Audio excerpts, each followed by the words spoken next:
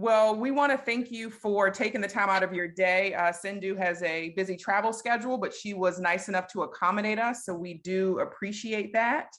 And we're going to go ahead and get started. Folks tend to kind of trickle in, particularly probably because they might be out and about today. So we'll just let folks join as they do, but I don't want that to hold us up from going ahead and getting started. So, Blue Skin Gods, this was very much out of my comfort zone, but I really liked it. So Sindu, why don't we start here? I always find it's kind of interesting to find how folks became authors. So can you walk us a little bit through kind of your journey and how you became an author, and then maybe kind of how you came to specifically writing novels? Sure. So, I mean, I think I've always kind of written, at least since I learned English, which I learned when I was 7 and I moved to the US from Sri Lanka. And I learned English, and I learned it mostly by reading books. And so I was, just so you know, we're moving as well. And so people are like coming to see the house to rent, and they like scheduled it at this time. So there might be like a few people popping their heads in to look at this room. So just so you know. Listen, Sindu, our author last month, she brought her newborn baby who was 7 weeks old. So we like all the stuff that's happening. Okay. Yeah, so I, wrote a lot of fan fiction in high school, and it wasn't really until I started taking classes in my university program that I was a computer science major, but I still took a couple of creative writing classes, and that really changed everything. Then I started to really work seriously on my writing, and at a certain point I dropped computer science and I changed to creative writing. And I sort of pretty much never looked back. And so I think I wasn't published. I got my first short story published when I was just graduating college. And I didn't start thinking about novels until I was in my master's program. And one of my short stories just sort of never ended and just kept going and going and like becoming bigger and bigger. And now that's mostly what I do is novel projects, both in like literary novels like Blue Skinned Gods and I guess graphic novels now is a thing that I'm starting to do. So I have one coming out called Shakti in 2023, so next summer, and then another one the following fall. So yeah. And you can ask me pretty much anything. I'm pretty open, so yeah.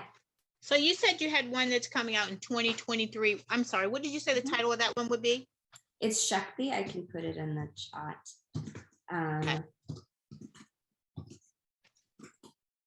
Okay. And then the second one is Tall Water, which is 2024. Oh. Yeah.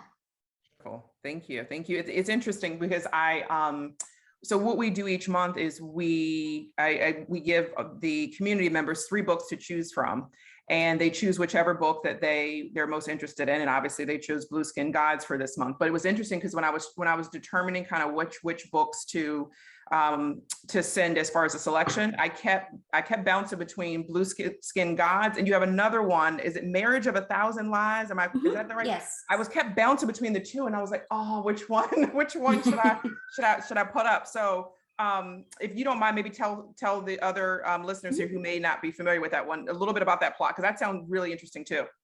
Yeah, so that's my first book, Marriage of a Thousand Lies. It's about a Sri Lankan American lesbian who is in a marriage of convenience. So she is married to a gay man, and they're pretending to be straight for their families. And it's a late in life coming out story, is how I describe it. But yeah, it's very, very different from Blue Skinned Gods. I guess the really only thing that's the same is that I wrote them both. Oh, I love that.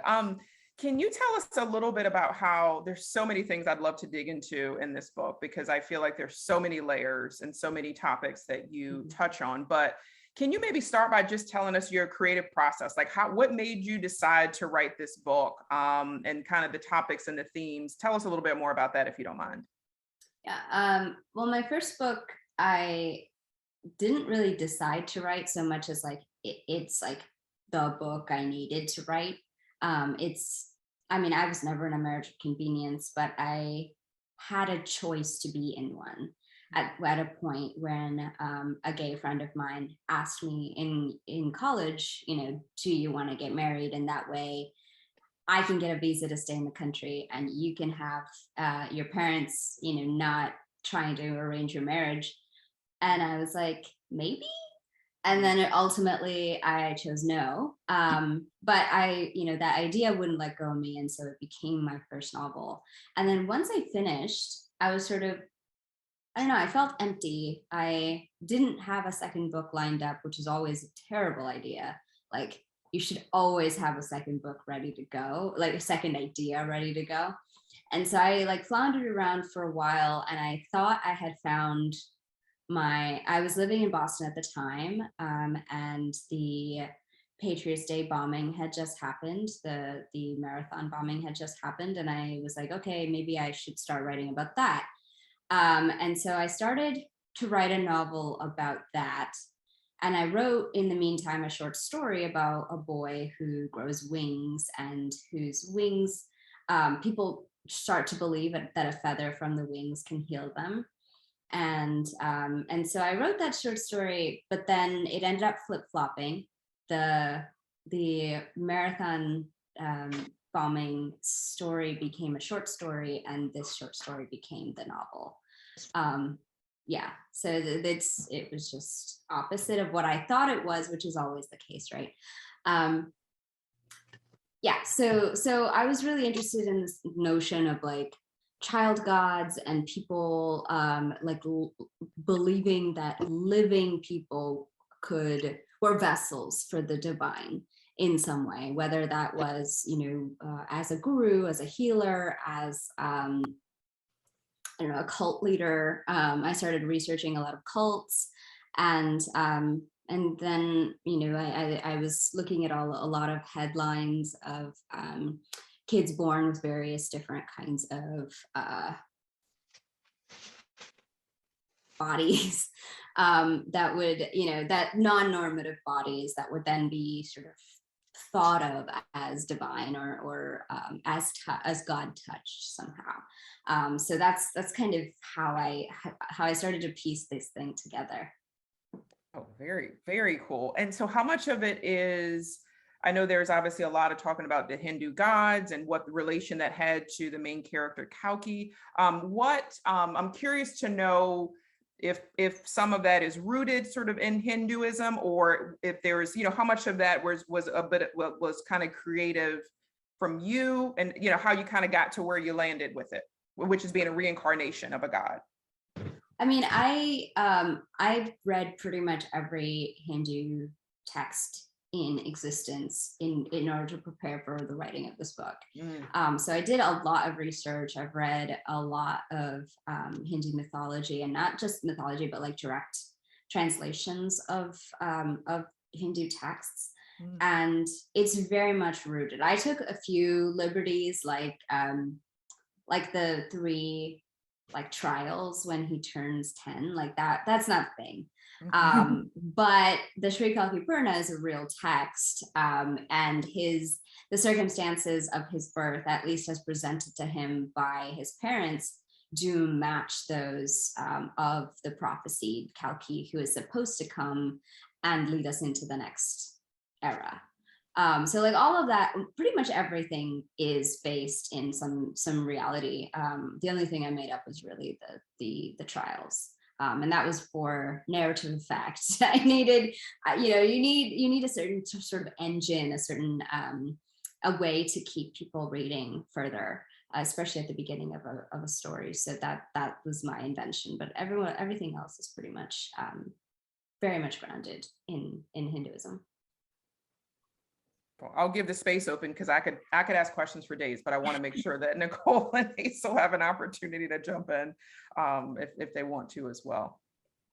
Yeah, I think it's interesting that you added those 3 trials because they come back in a very important way towards the end when he's realizing that everything was not what he thought. And so I thought that was really interesting that you're explaining that wasn't really part of Hinduism and the research that you found, but it works so perfectly in the book to help unravel his life, I guess, to unravel all these lies or, things that he believed that were so created, I guess, I don't know the right word, but created by his parents and the people around him. So I think that's really interesting. I don't really have a question. I just think it's really interesting that was part of what you kind of added to the whole story outside of the mythology and, Hinduism and everything else.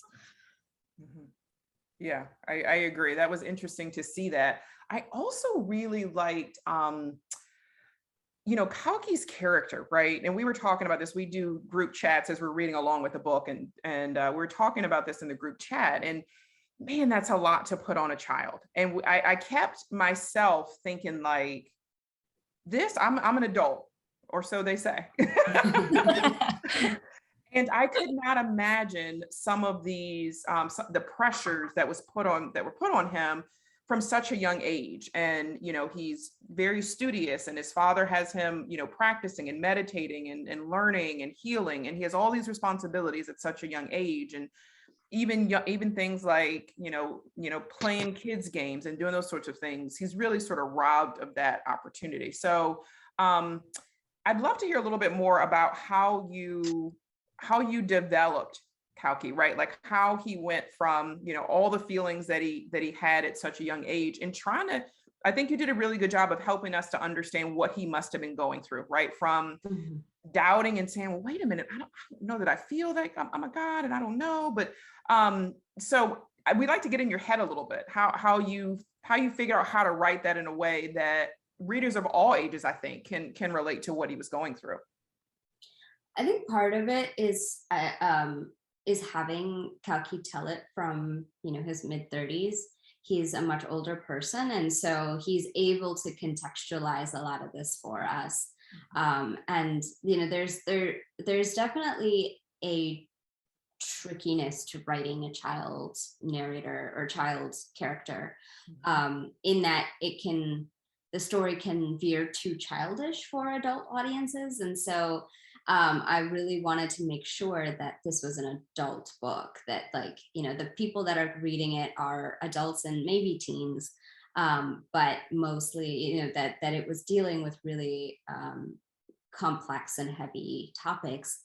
And I guess I based Kalki somewhat off of me, in that he's awkward and bookish and kind of not made to be in the spotlight. Comparatively, his cousin would be a much better child god, because he's charismatic and he's he naturally seems to know what people want and what people what to say to people. And Kalki is the kid that studies that. He's good at it because he's worked at it. But Lakshman is just naturally sort of gifted in that way. His emotional IQ is really, high compared to Kalki's. So I wanted to create that contrast as well. And really what helped me develop child Kalki was their relationship. The relationship he had with his cousin was my starting point. I wanted to see, I wanted to explore the kinds of relationships that young boys have with each other and the kinds of friendships that they can build. I have a lot of cousins. My family is very, very close. And I'm the oldest grandchild. So everyone is at least 7 to 10 to 20 years younger than me, all the cousins, and most of them are boys. And I've seen them grow up. I've helped them grow up. I helped raise my brother, who's 11 years younger than me. And so I was really interested in exploring young masculinity and what that looks like. And a lot of their interactions, a lot of their fights were modeled after things that I've observed in watching my brother and my cousins grow up. Mhm. Yeah, I thought that was such a beautiful relationship. I mean, just as from watching them go from young boys into, adult men, I just thought it was, you could tell there was so much love there, even when they were younger, and they had sort of the scene where Lakshman says, "Well, you're a fake god, like you're not really a god," and he's kind of challenging him, and Kalki's a little bit like, "Well, maybe I am. I'm not sure." You know what I mean? And so, I mean, even the scene where Kalki has him stab him in the leg, right? Felt so just like, yes, I feel like a 10-year-old would do that, right? Like, Right. let me see if I can like heal myself. So you're right though. I thought it was interesting that you found a way to really make this relationship between two children, at least starting off, really relatable, and it didn't feel like it felt like an adult story that you were telling. I didn't want, sometimes when we write child narrators or child characters, they seem too adult. They seem to know things and to do things that are too mature, or they seem too immature. Like they don't seem relatable. And so I think like it was really a tricky line, and it took me a long time to figure out where that balance was. Mhm, mhm. It's even harder when he's being given all these responsibilities of an adult, and then you have to write it so that he still seems Mhm. like a 10-year-old, like that's just, Yeah. and I think it was really cool that throughout all the stages of the story, as he's getting older, he has this like kind of young naivety vibe to him, and it makes sense because everything is new. Every new like phase of his life is a new phase. Everything is new for him, and so he is kind of always learning. But I really liked your I hadn't really thought about it in the same way. You're talking about the difference between Kalki and Lakshman and their personalities, and how Lakshman would have been a more natural child god in his persona and everything. But I also think it's so interesting at the end how Lakshman's the one that's always challenging him, like, you're not a god.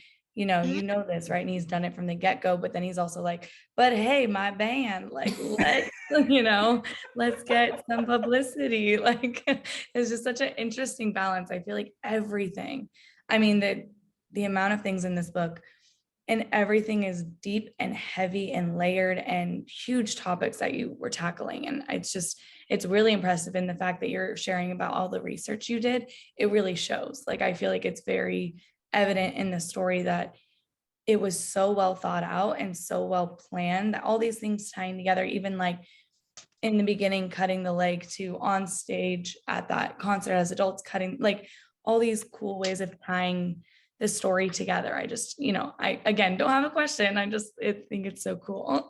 Thank you. Yeah, I agree with that. I would love to talk about Kalki's mom. Man, Yeah, yeah. like I felt so deeply for her. Um, she, I don't know, I just feel like her and Kalki had an amazing relationship, and you could start seeing her going down kind of a dark place, and as event after event happens, that sort of, first it becomes when his aunt leaves and goes to America, and then it just sort of continues after there, and she has a lot to deal with, and ultimately, she takes her life. So I would love to hear more about um, her character development, right? What was your inspiration for her, and kind of the struggles that she went through? Well, for her, I didn't have a specific person, that I was basing her off of or anything, but I've seen, I think I was thinking about all of the women I've seen sort of my mother's generation stuck in marriages that they're clearly not happy in. But, especially in the South Asian community, in my mother's generation, divorce is very rare, and almost never happens. And so and the women that do get divorced are sort of shunned from the community, and have to bear a lot of like social stigma because of it. And so most people don't get divorced, even if their marriages are awful. And I've seen a lot of women go through that experience, And so I was thinking about that while writing her character. And I really don't like, for her, there's really no way out, right? Like she is absolutely trapped in a way that even Kalki isn't trapped. And so for her, yeah, I mean, like, she tries so hard to do the right thing for the longest time and ultimately can't. But I was also thinking of like trying to put myself in her place and trying to figure out like, okay, like being an artist and having that that sort of creative outlet taken away from you is possibly the hardest thing to deal with as an artist. Like that is the thing that keeps you going, is the ability to keep creating something. And when you take that away, like that's like the last straw for me. It would be, and for her it is. So yeah, it was a really difficult thing, and she went through a lot of changes over the years as I wrote it. It took me, I think, 5 years total to write the book. And so over the course of 5 years, she went through a lot of transformations. And ultimately, like, I had to make a decision because her, like, if she, like, she's the last thing holding Kalki to his old life. And he needed to lose her, which was a decision I hadn't made in the first draft. Like she made it through the first draft. But ultimately, like, in order for him to change, he needed to lose someone permanently that he, would give up anything for. So if I have a question, if you don't mind. So what about Rupa and Kalki? Did I say her name properly? Yeah. Yeah. So I really and truly thought at one point, I was just reading and reading and reading. I'm like, okay, somehow, some kind of way, they're going to get back together. That's I what don't I know thought. why, but as I was reading and reading, I'm like, something's going to happen. And I got closer to the end. I said, I still believe he's going to meet up with Rupa, because he was just so, Rupa was in the back of his mind. That appeared to be. And of course, when I got to the end, I was like, oh, okay, there's no Rupa. So what made you not include her, or that was just part of what you really was trying to do, is make like all those people in the past just gone? Well, I think, like, ultimately Rupa and he, like, they're, they have a great relationship when they're young, but it might not, like, I don't think Rupa is the person for him once he changes at the end, right? Like, he's a different person by the end, and Rupa's not a good partner for him in that sense. And I also wanted to keep it realistic in that way. Like, like, we lose our first loves all the time. And, we have fond memories of the people we dated and loved when we were, 17. But we're not gonna like find them again. I guess some people do. Okay. But yeah, so I wanted it to be realistic that way, and I didn't want her to be real to him after she leaves. Like, she lives in his head as an idea. So he's like, when he's pining after her in New York, he's thinking of the idea of her and his memories of her. Like, she's a different person by that point, right? And she's also, she isn't as privileged as he is. He is extremely privileged, and she's coming from a very working class background. And for her, she is going to make very practical choices about her life. In my head, she's like working somewhere. She put herself through college and is like, working an office job and is perfectly happy. But is probably supporting her family through that. Because she's a very strong person, but I don't think she would make a good partner for Kalki at the end. At the end, I got it. That makes sense. Thank you. Yeah. I appreciate that. A lot of people have asked about Rupa. They were like, "Well, Lakshman came back. Why not Rupa?" I know, like, where's Rupa? Where's Rupa? But it makes sense. The different character, he's changed from what you knew him as, and that makes sense. That was the great thinking on your behalf. Like you say, we all have a first love per se, and just a first love. So Mhm. I would love to talk a little bit about what I consider a character, New York City. It was very interesting. I think there was a chapter that you sort of wrote, like something to the effect of, your life is sort of sometimes broken into before and after. And so I love the way you sort of open that part of the book. And so we start talking a lot about New York and him really going from, which must have been such a culture shock, from going to this very, very much a bubble, right? And then he's dropped into like New York City of all places. And there's all this sights and sounds and stuff happening, and band and music and people. I'm going to assume that New York was a very deliberate choice on your part, but I'd love to hear a little bit about the process and sort of deciding that New York was the place where he was going to really find himself. Yeah, it was between three places, I guess four. I was considering London, Sydney, Singapore, and New York, because I needed like places he would go like ostensibly on his tour.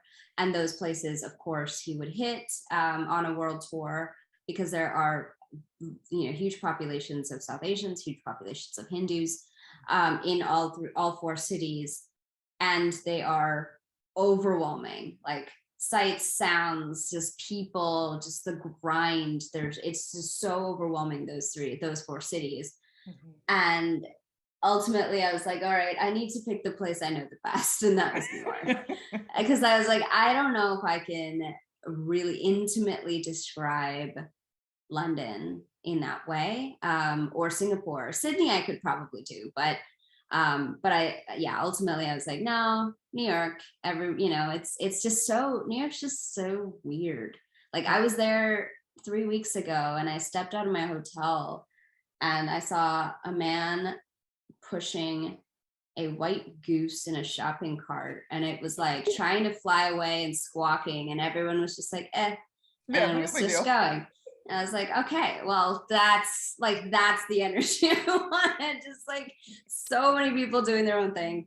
And so, yeah, it had to be New York in a lot of ways. And New York also has the underground, like sort of post-punk scene that I wanted to have. Yeah, it was really fun. I think that like the New York section was the most fun to write, because it was just like I could just do whatever I wanted to do, and like like it just sort of goes off the rails at that point, and like just like spins out, which was super fun to write.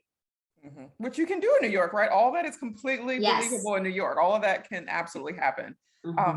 There was one scene that was very funny to me, because I remember my first time I went to New York, and I was riding the subway. This might have been like 10, 15 years ago. And so the scene where he leaves out the hotel room and he's like, oh, I'm going to find Lachman. And I was like, oh, that's funny. It works. Like, you don't just like have to know where to, you know what I mean? And so when he was walking around asking people directions, it was hilarious, because I was like, oh, this is going to be a struggle. But I loved that, that he was there in that place, and he kind of lived out or tried to understand where he was, particularly like you said with the band. Now, I couldn't quite figure out if like Lachman naming the band Blue Skin Gods was like an homage to Kalki, whether it was sort of like a dig at him. I feel like I couldn't really figure out in the end what that was all about. I think it's both, because I think like Lachman, would have named the band at a time when he still felt both ways about Kalki. Would have been like, I miss my cousin, I miss my brother, but at the same time, like Izzy is still like thinking that he's a god and living in the ashram and like duping people. So yeah, it would have been both, I think. Yeah. So I'd love to talk about Kalki's dad, Aya. We were chatting a little bit in the message board, and I'm finding it really hard to find anything good about him.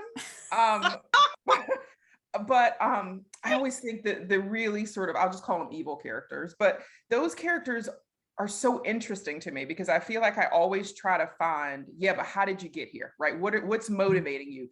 You know, we all do things for a reason and we all have a past. And I always kept trying to say like, man, what do I think might have happened to him, or what is causing him to act in this way? Because he just did some really terrible things. So how was it writing him? And if there was a redeeming characteristic that I missed, I'd love your feedback on that.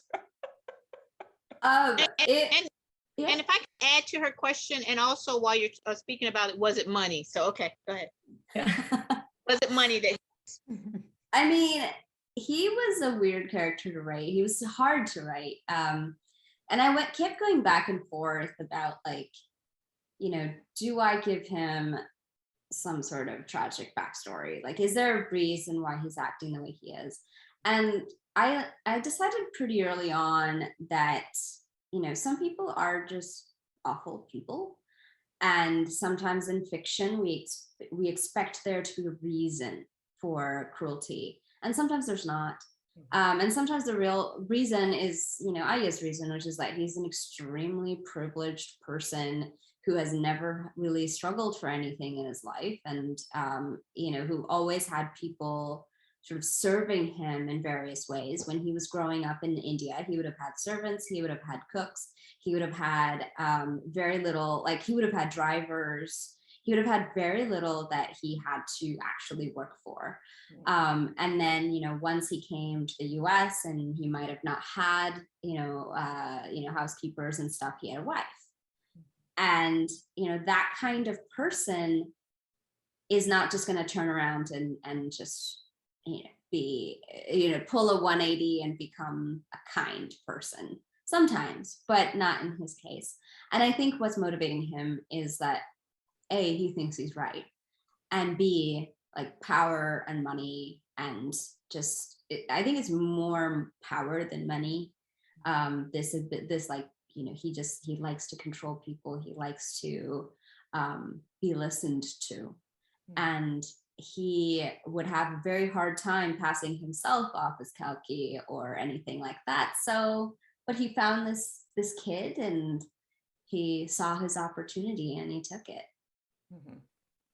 Yeah, he was a very interesting character to read. Sorry, Nicole, were you going to say something? Yeah, no, it's okay. I was just gonna say, I feel like one part that I would have loved, because one thing I was also gonna say was I love how at parts of the story you kind of flash forward or give us like a sneak peek. Like I think that was really interesting. So I'm like, okay, I know at some point he's gonna end up in New York. Okay, I know at some point Aya's gonna die. And so towards the end, where, you know, the very last scene of the book, I'm like, this isn't how he died. Like, I'm very confused, you know, what's happening? And so that was really interesting. So I'm like waiting for it to be like, well, how is he not going to die right now? You know, but anyway, sorry, I just got off topic of what I was going to say. I would have loved kind of like to have a flash backward and be a fly on the wall for the conversation between Aya and Amma when they heard about this blue baby, and like how they had that conversation of like, what's the plan here? Like, what are we going to, like, you know, I mean, I know that's part of the entire story, is like you have to kind of infer and figure it out, and every reader is going to think of it differently. But, you know, it's one of those things where I'm like, I want to know what that conversation was like, because Aya and Amma seem like such different people. And, you know, the values of both of them feel so just opposite, and they challenge each other in that way. And so I'm so curious in my mind, think like, what did that look like? Like, how did they start that process? How did they have conversations around what this was going to lead to? And did they have any foresight of like where it was going to go and how far it was going to go?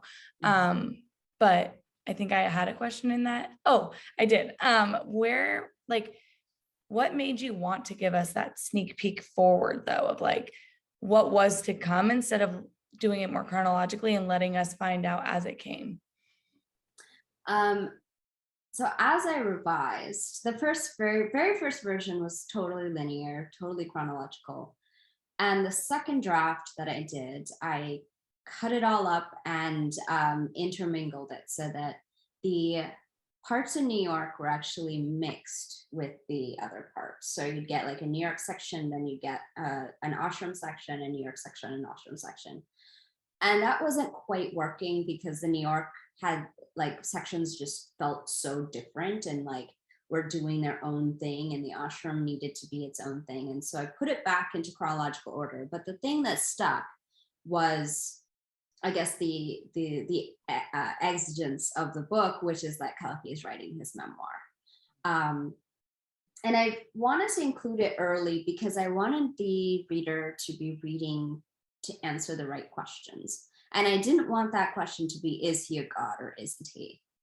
And because I think that question is distracting from the more important questions of like, what is the dark side of faith, and like what happens when you lose faith, and you know, how you know, what can you possibly justify in the name of faith? All of those things is what I wanted the reader to be focusing on. And so I wanted to let you know right away that, you know, like he doesn't end up in the ashram. He's like telling the story from, you know, from as a lecturer in Toronto, and like he has escaped the ashram and he goes back and I is dead and all of this. And like, yeah, we'll just get all of that out of the way so that we can focus on the real story, which is about religion, about faith, about religiosity, and where those lines are between those things. Mhm. Yeah, talking about sort of faith and religion, I thought it was very interesting towards the end of the book where he is on stage, on the big stage at the festival, and he says, "I'm not a god. I'm a fake. I'm not really a god." And what was interesting was sort of how the crowd reacted to that, right? When they were like, "Oh no, we still believe he's a god." Like, no, he said that, but like we still believe. And I don't know, it's I just found it very interesting because when you talk about faith, sometimes, you know, faith is things that you cannot see, right? You can't always explain it necessarily, but it's sort of what you feel. And that scene, I don't know, just really resonated with me because my first thought was, okay, once they hear that he's not really a god, they'll shun him, or they won't follow him. But the fact that there were really some folks who were very much still believed, even if he didn't. So I'd love to hear a little bit more about just sort of, you know, that's such a big topic, I think, to cover. And I love that they were left with so many questions, right? There wasn't necessarily this finite, neatly packaged answer, which I feel like that's sort of what faith and religion is, right? Everything, sometimes it's things that that aren't tangible. So as you were writing this, what sorts of, I don't know, I guess, what sort of themes were you looking towards, or what sort of messaging were you hoping to get across, or things you were hoping to tap into inside the readers? Well, I was thinking a lot about conversations I was having with a friend of mine who was raised evangelical and was losing her faith, and her journey losing her faith, and like, it was over the course of 3 years that I was like having these conversations with her as she started to question and then leave. And then also, like, you know, part of that leaving is things that I didn't even think about, because I have been identifying as atheist since I was like 12. So for me, I'd like, it was all behind me. But to see her do it in real time, like she was like, you have to accept mortality. Like, you know, Jesus is, you know, if you stop believing that you are going to go to heaven, then like, if you have to really like accept the idea that like when you die, you're dead. And like, if you've never had to accept that in your whole life, that's a huge thing. Like that's a weird thing to contemplate when you're 30 instead of when you're like 5 and your dog dies or whatever. So she was going through that, and she had been raised like extremely sheltered in a certain faith tradition where like mortality was never really discussed, and you know, like there's just so much that she had to contemplate. So I was like listening to her and helping her through this sort of transition in her life. At the same time, my parents were getting more and more religious. My family was getting more and more religious. Like, it's like my grandmother's generation, my mother's generation were like running toward faith harder than they ever had. And my generation, so like me, my cousins, my siblings were like sort of running away. And there was this opposite traction that I found really fascinating and interesting. And I was like, part of writing this book was like trying to understand my parents and my aunts and uncles and my grandmother and like what pull they had toward faith. And I'm queer, so I watched a lot of my friends in college come out and then have really complicated journeys in terms of faith. Many of them were raised in the church or in various different church traditions. Some of them were raised Jewish, some of them were raised Muslim.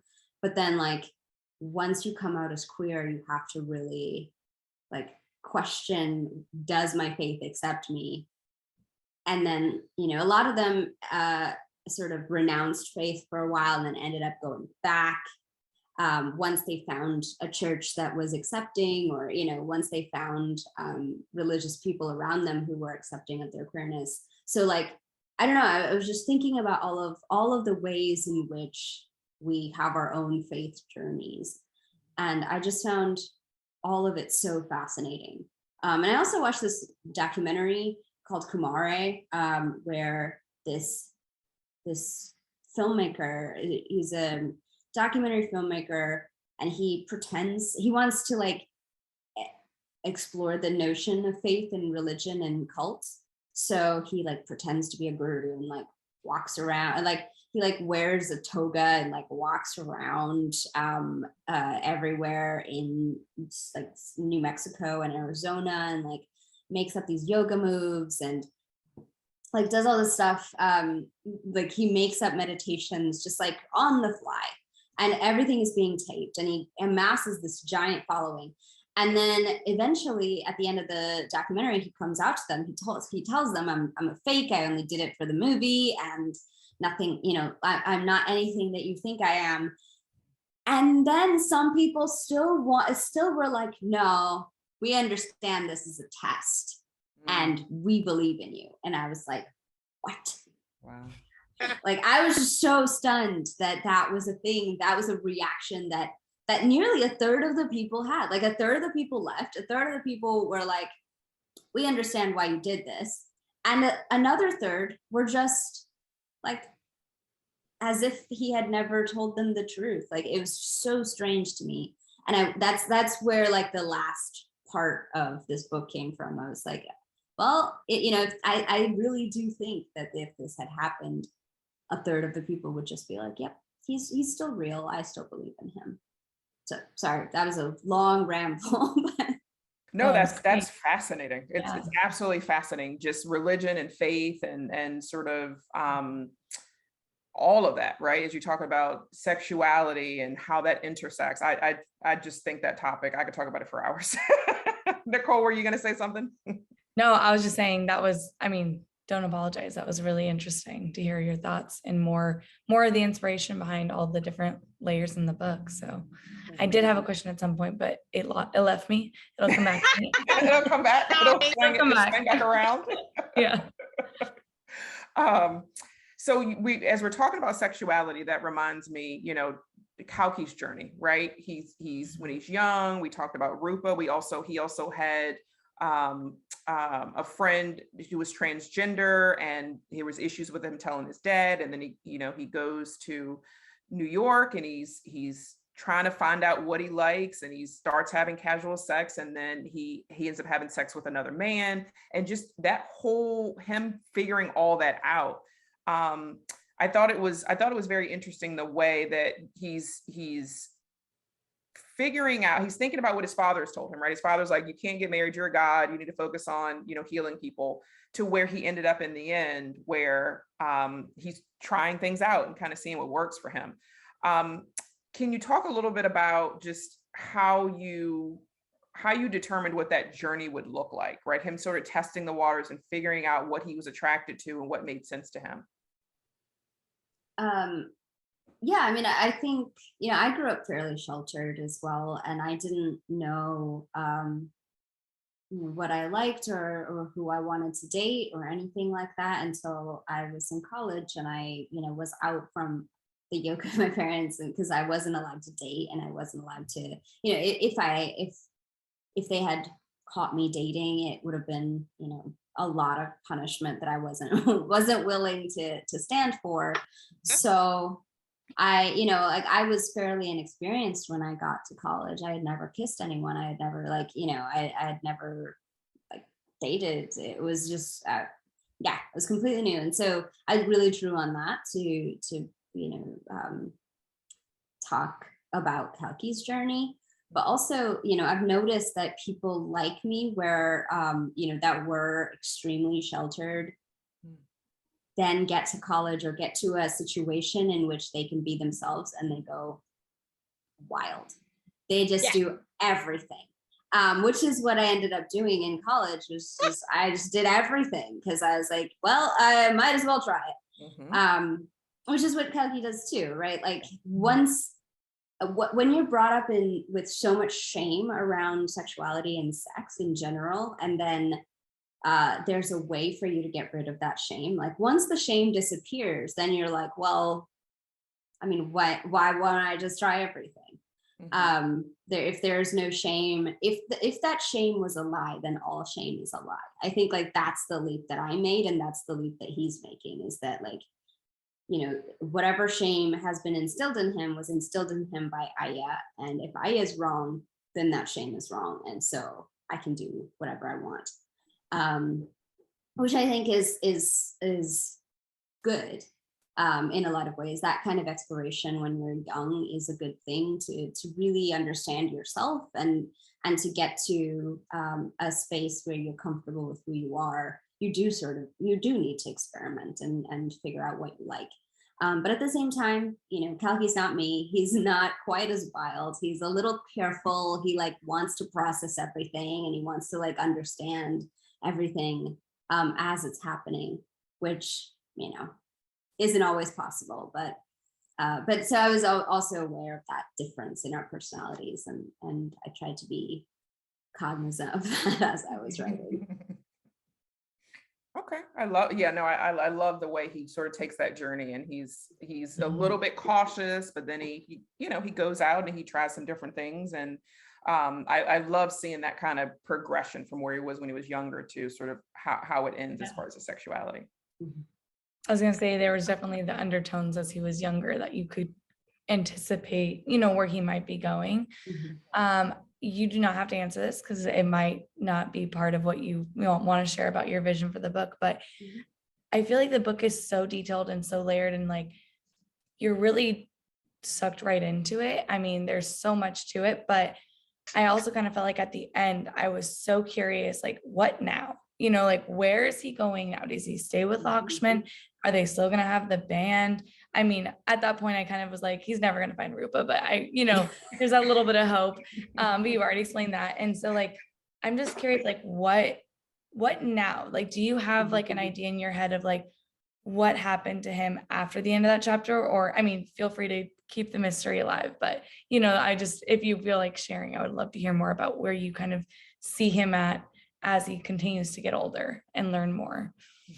I mean, that's part of why I put the sort of flash forward sections in there where he's at Aya's funeral, because you get to see a glimpse of who he is, and he's teaching, and I think that is a really good occupation for him because he's been trained all his life to be a teacher, just not the kind that Aya intended.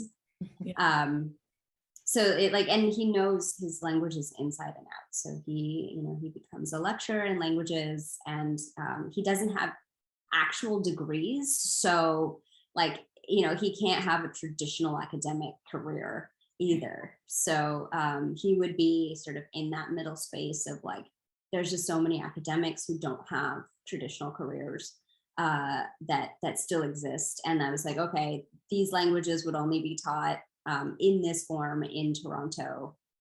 So he ends up in Toronto.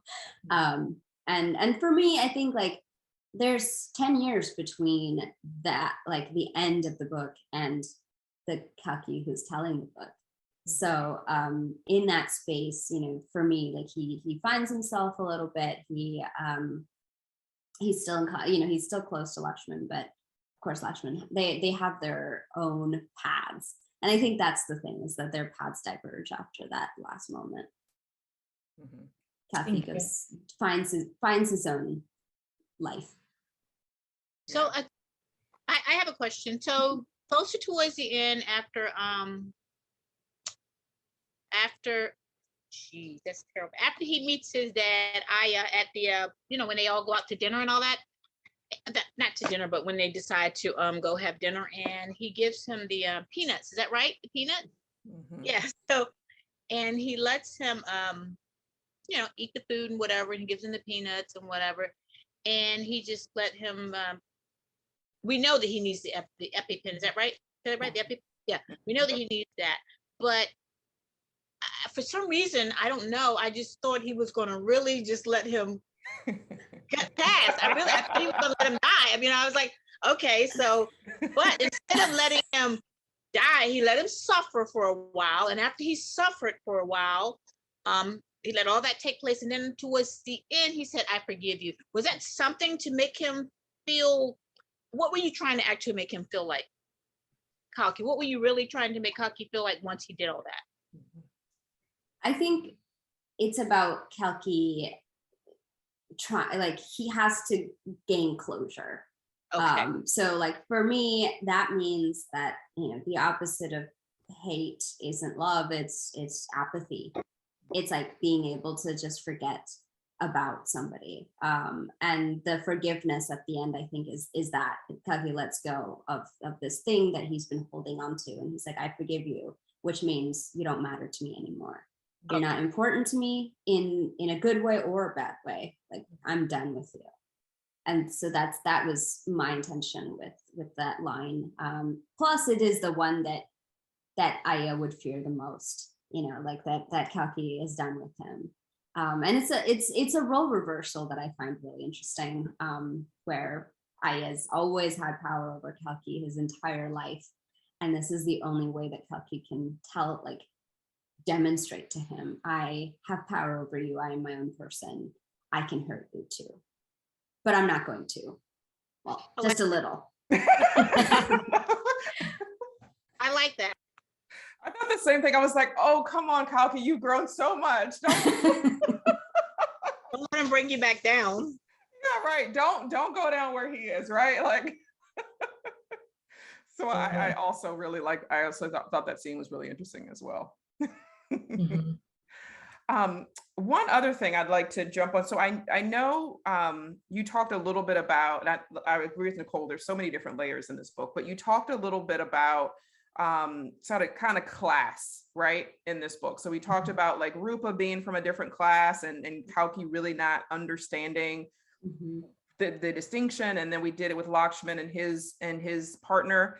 And it's interesting because I read a book by Isabel Wilkerson called Caste, and she sort of compares in the US how race is sort of like that identifier, and how in the Indian culture it's really the class, right? You're either from this class or this class, and you very much are expected to stay in your lane and act a certain way, and how folks interact with you. So I don't know what made you sort of include that here in the book, and what was sort of your thought process about how that added to the characters' interactions with one another? Well, as I was writing this, critical caste studies, it was really becoming a huge part of, I guess, subaltern studies, or what we would normally call South Asian studies. For a long time, South Asian studies has been dominated by people from who are Brahmins, who are the absolute top, right? Brahmins make up about 3% of the South Asian population. I'm sorry, say 30 or 3? 3. 3. Oh, wow. Okay. And they control about 95% of the wealth, the resources, and, you know, like, they are at the top of, like, you know, they're the CEOs, they're the people in charge of everything. So it's a real imbalance. But the other issue is that the people who were doing South Asian studies were also Brahmin. Mm. And so like no one was willing to talk about caste until very recently. And so like these conversations were happening at the same time that I was writing the book. And it's like, I can't write a Brahmin character without really talking about caste. And so, you know, as I started to really do my research and delve in, and I'm not Brahmin, so like I also had that sort of outsider perspective going in. I'm still what I would call a dominant caste. So a caste that has historically oppressed others. And I do have privilege because of that. And I wanted to also acknowledge that, because so many of the South Asian writers that we know are Brahmin or from dominant castes, and they're not talking about it. And it's really problematic, because what Americans know as South Asian literature is extremely skewed. It's being written by 3% of the population, which is just bizarre and absurd. And yeah, and it is very racialized. And so I'm Tamil, which means that I am from like the southern part of the subcontinent, which are so the southern part of the subcontinent holds what would be the indigenous population of India. Most of India is actually occupied by people who arrived there at some point in the last 3,000 years and pushed a lot of the indigenous populations south. So what the indigenous populations had were a lot of like I'm extremely light skinned, but most Tamil people are very dark skinned. We have a lot of like genetic features, physical features that are racialized in a lot of ways, like textured hair, and like there's just a lot of like racialized physical features that exists in southern India and northern Sri Lanka that is never represented either, right? So yeah, it's something that people don't know. Like when you're picturing an Indian person, you most likely are picturing somebody like me and not somebody like most of my family. And most of my family is, you know, they're dark skinned, like with very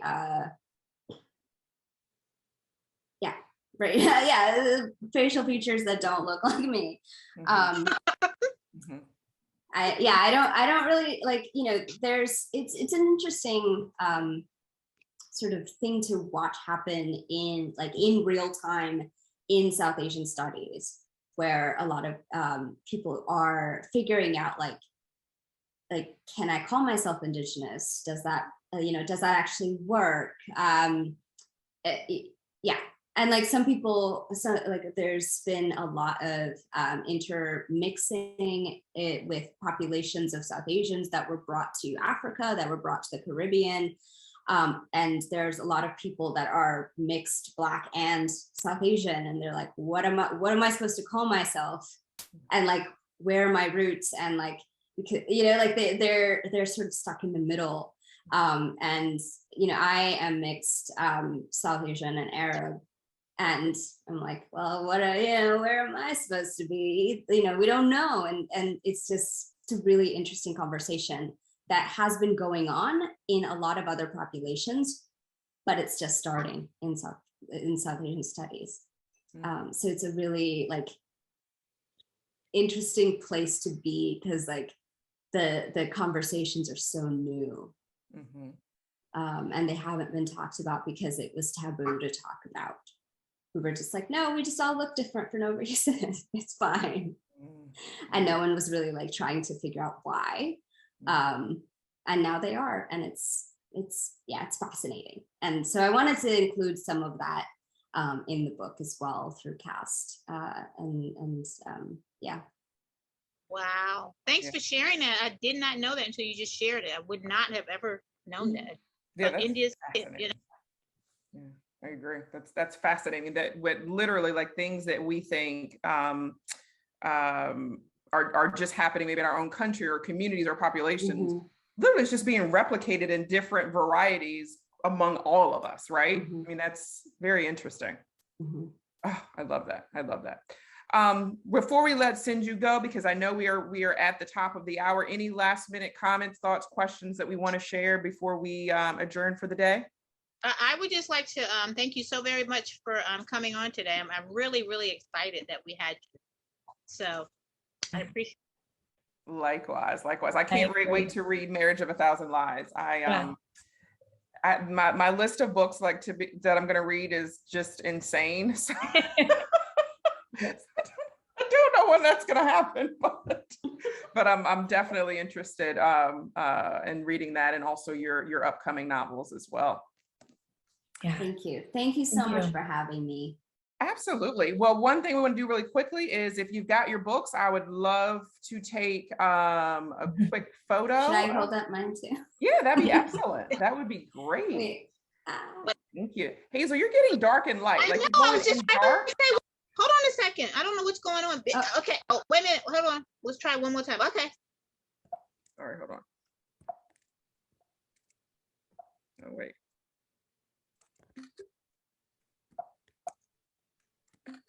Perfect. Thank you so much, everybody. Enjoy the rest of your weekend.